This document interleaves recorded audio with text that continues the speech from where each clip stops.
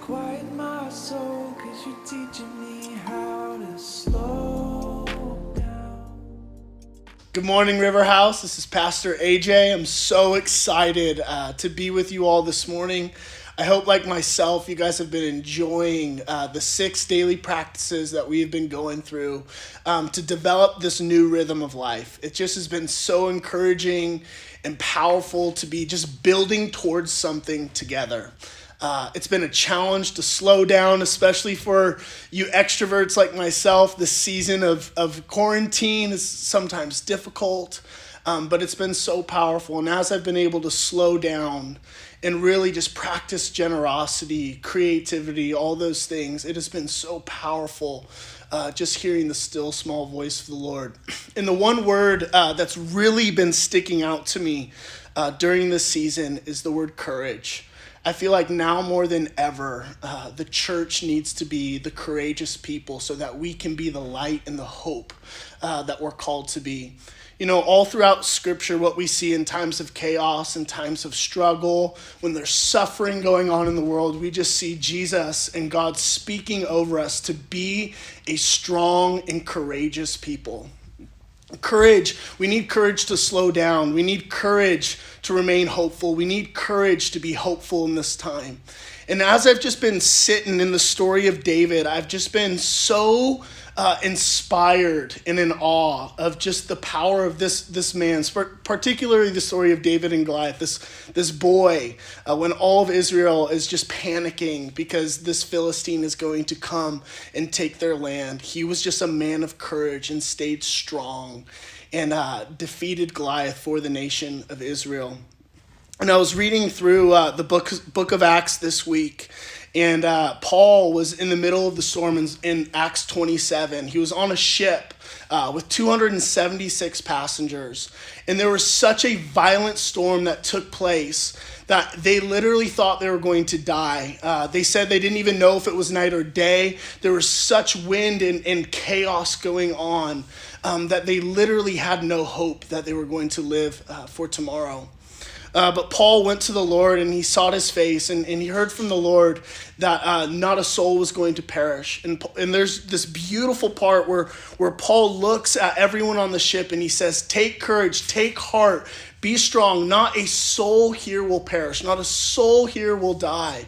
And it's actually funny, in the midst of this storm, right? It's not like there's this peace part and all of a sudden Paul just comes up and says, "Be strong, courageous." It's in the midst of the storm, in the midst of the chaos. He says, "Be strong, take heart, have courage."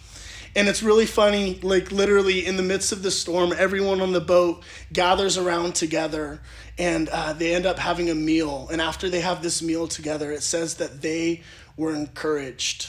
And as I've just been sitting in these 6 daily practices, the one section that's really been powerful for me has been the part on generosity. I think now more than ever, we as the church need to be generous with our encouragement.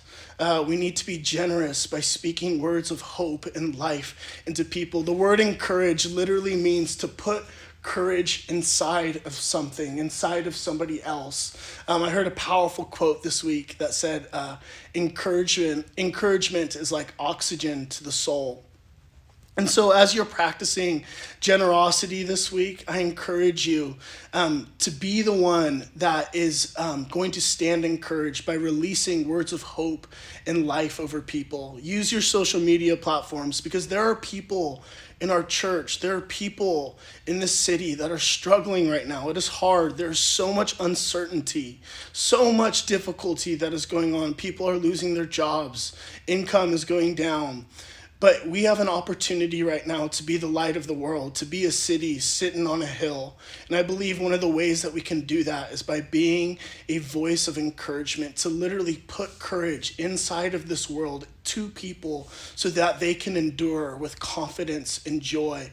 Because we know one thing is that this isn't going to last forever, that we have a resurrected King who is on a move to reconcile the whole world back into himself. Just this week, I was really struggling with some family stuff. I got blindsided by a certain circumstance.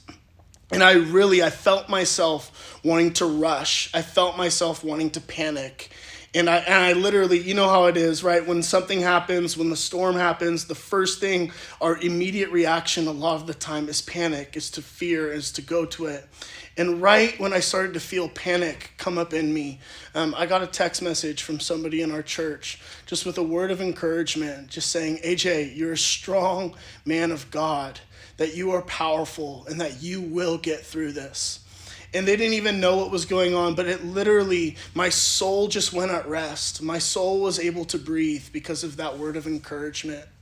So I exhort you today to spend some time asking the Lord, what does it look like for me to be a voice of encouragement in this difficult season? What does it look like for me to use my words and to be generous with my words and to be intentional by speaking hope and courage into other people?